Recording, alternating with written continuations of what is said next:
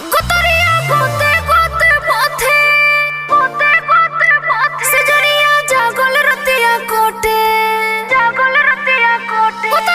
गोते गोते माथे सजरिया जागल रतिया कोटे कुसुम फिर बदन में परे चपनवा पानी भी न सटे बुझेला बात न सैया सेल कदी मन करे जवानी के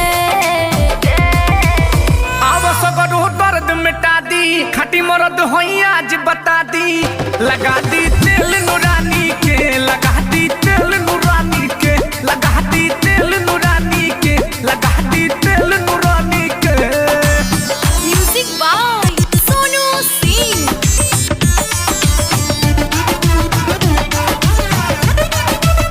कितना दवाई खाई दर्द के मर्द बिना सब फेल बा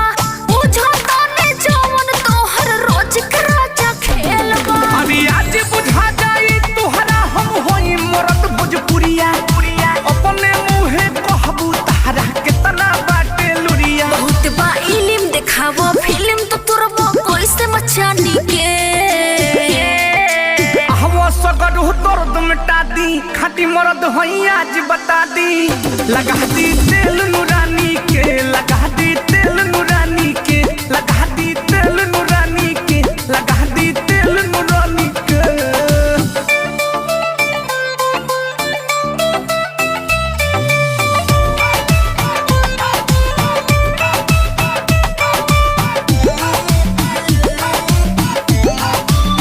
खेला खेला बिना अकेला खेल जवानी वाला हो हर तरकीब लगोनी बाकी दर्द नहीं नरमाला हो दम धराए रानी तनिका होखे दहतू रात हो हिक भर करी हा प्यार ये पूजा होई मुलाकात के हो। बिट्टू देवरो रंग दिखावे रोजो अपनी नदानी के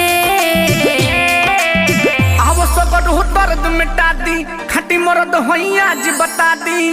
लगा दी तेल